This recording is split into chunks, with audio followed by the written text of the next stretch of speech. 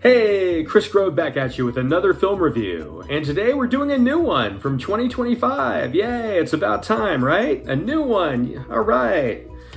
So today we are doing Song Sung Blue, written and directed by Craig Brewer. This film stars Kate Hudson as Claire Sardinia, Hugh Jackman as Mike Sardinia, Ella Anderson as Rachel, King Princess as Angelina, Jim Belushi, Tom D'Amato, Michael Imperioli as Mark Shirla.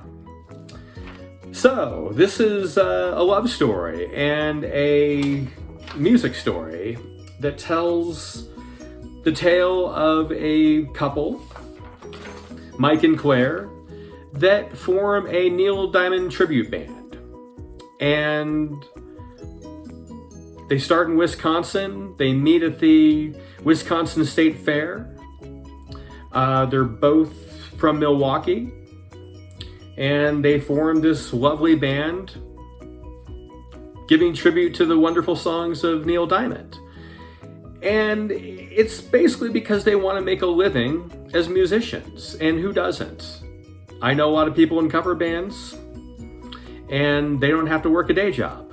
So good for them. And they might give like guitar lessons on the side. So God bless these people. I love them. This movie it's got a lot to say about stardom, musicianship, working in cover bands, falling in love, finding your passion for music, finding your passion for each other, and dealing with tragedy that comes on suddenly and strongly and abruptly. I didn't read anything about this movie. Normally I'll read reviews and watch the trailers and do all that good stuff. This one I just went in blind. And it reminded me of when I saw Forrest Gump for the first time. I remember going in blind with a bunch of people. We didn't read about it, didn't know anything about it, just knew Tom Hanks was in it, and we're just blown away. This is the same kind of vibe. It has tragedy in it, but it has this uplifting spirit and inspiration to it all. Kind of like Forrest Gump.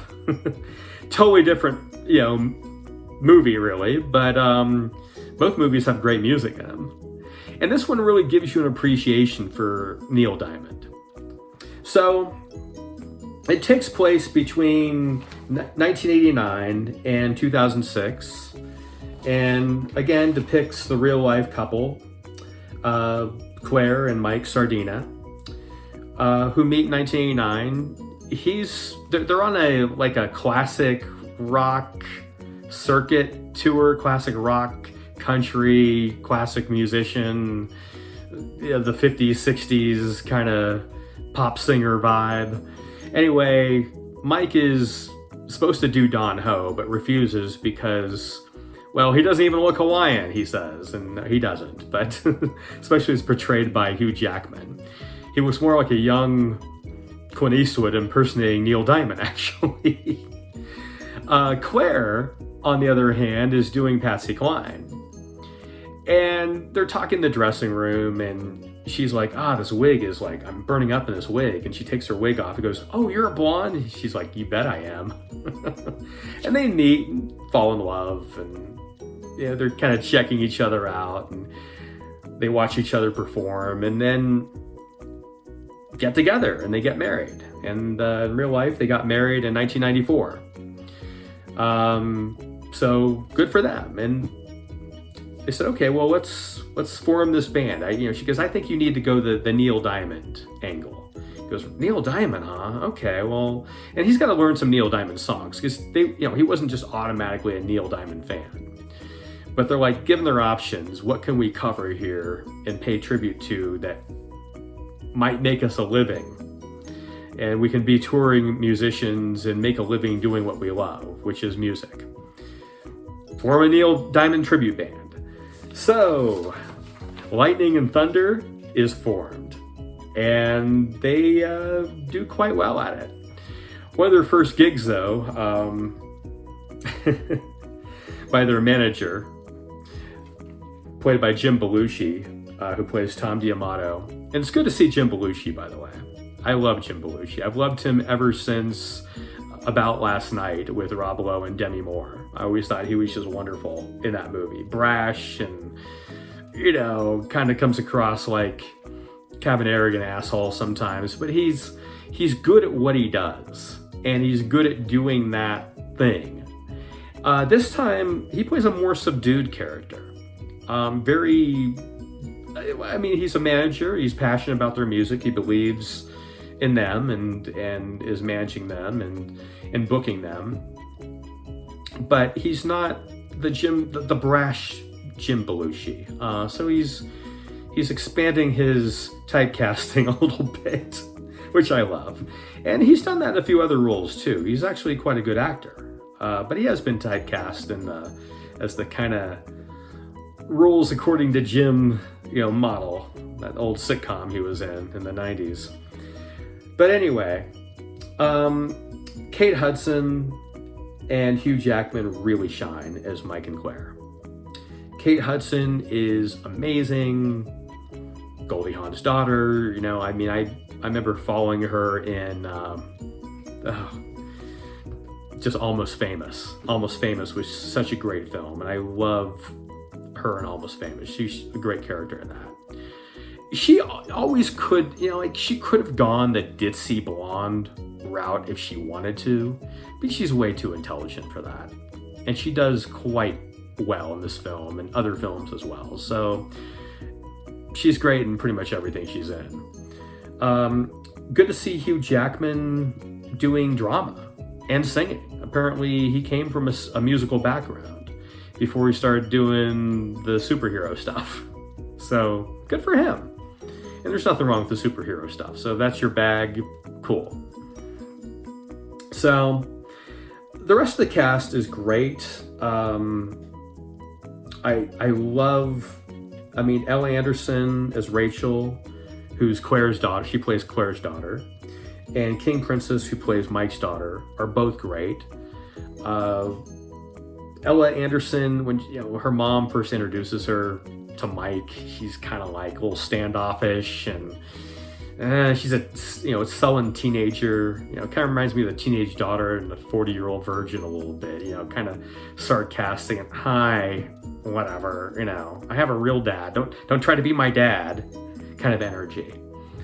And she comes across like that at first. Then she really grows to love Mike, and then she meets Mike's daughter, again played by King Princess, who plays Angelina, and she's wonderful too. And they kind of smoke a joint together and bond when they first meet. And when they first meet, it's literally the band's first band practice. Like they're a garage band, and they're trying to do the thing, and the lady across the street's giving the stink eye because this is going to be noisy, isn't it? And then they start playing the first few tunes. The lady's like jamming to it across the street, and like, okay, all right, we can do this. And then their manager, Jim Belushi, Tom D'Amato, books him in a biker bar, which doesn't go well. It also doesn't go well that the first song that Mike wants to sing is not Sweet Caroline, it's Suleiman. And at a biker bar, doesn't quite go well with the biker bar Hell's Angels crowd, I guess. So, a fight ensues, and who knows if that's real or not, I don't know, but it made for great entertainment. And Mike is just adamant that he doesn't want to just play the sellout song, which is Sweet Caroline, which is still a great song, but it's the A-list of A-list songs in Neil Diamond's career, basically. So the movie starts with Song Sung Blue, and he plays it at an AA meeting.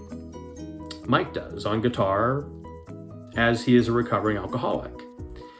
And you always think that angle's going to creep up again. And no, he's really committed to his sobriety, which is good. There's a scene where when tragedy happens, and tragedy does happen, like halfway through, he finds a old bottle of wine or something, and he just goes, oh yeah. And you think, oh no, is he going to drink it because times are tough right now? he pours it out. Good for him. Awesome. So Mike, it really does show his commitment to his sobriety, and he replaces his need to drink to excess with his love and passion for music. And you can tell he loves music and loves being a musician. And I've known a lot of musicians in my time, and none of them want to work a day job. They will if they have to.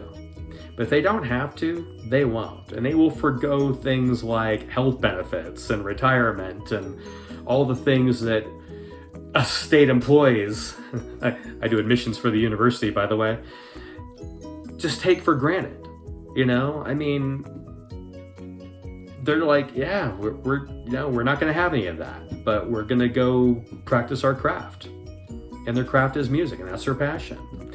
They can't work a desk job. They can't sit in a cubicle. They can't be like the people in Office Space.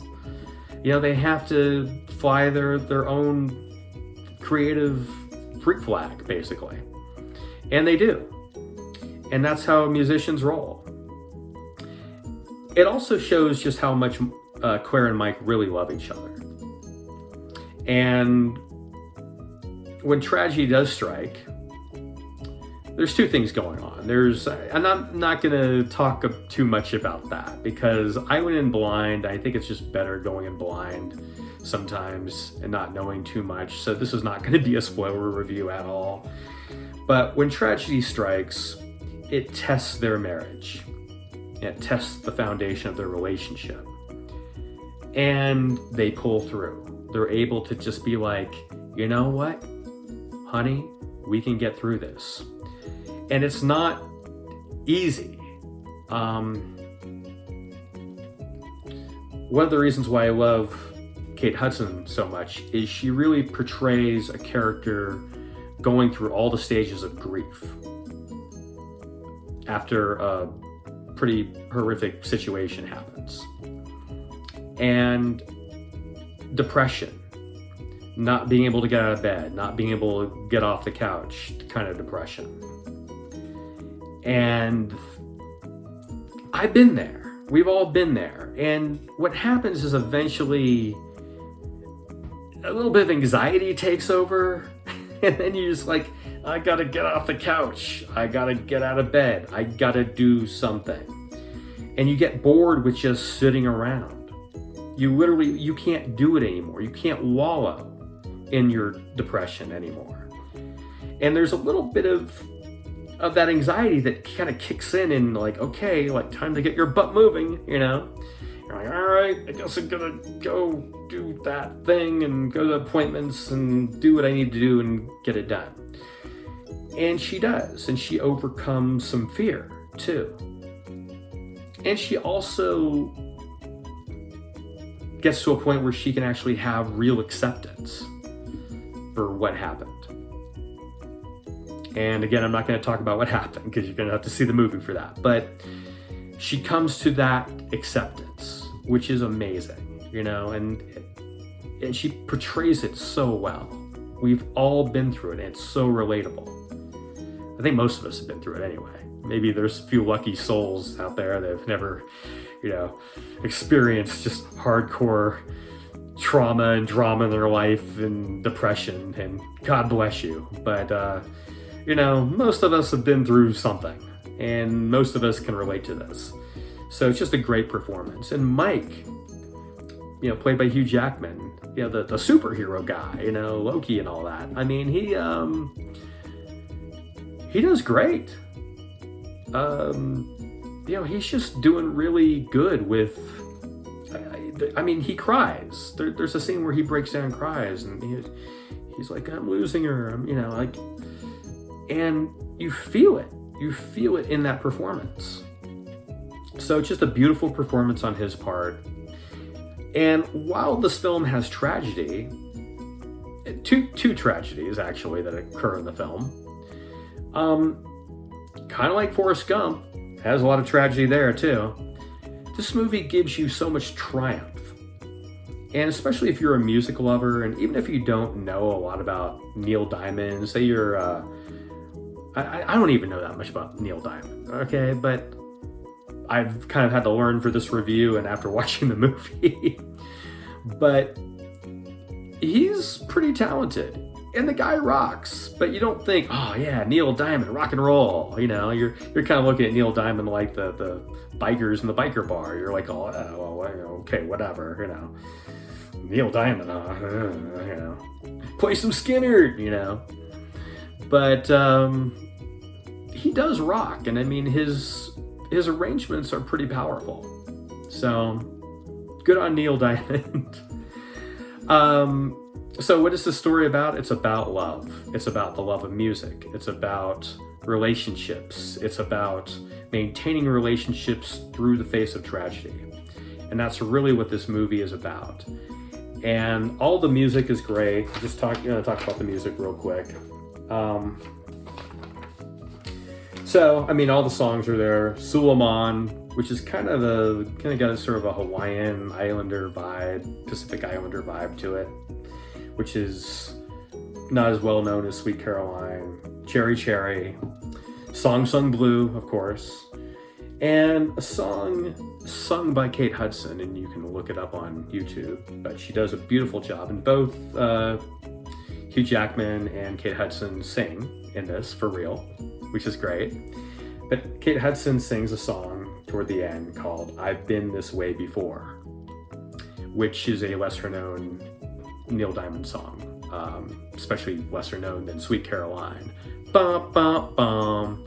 But I've Been This Way Before is just an amazing, beautiful ballad sung beautifully by Kate Hudson. So that's all I got for this movie. I encourage everyone to go check it out. Get out, go to the theater, get in those reclining seats, have your drinks and your popcorn, and just really enjoy. And again, life is not a problem to be solved, but a mystery to be lived, so live it. Catch you next time. Peace out.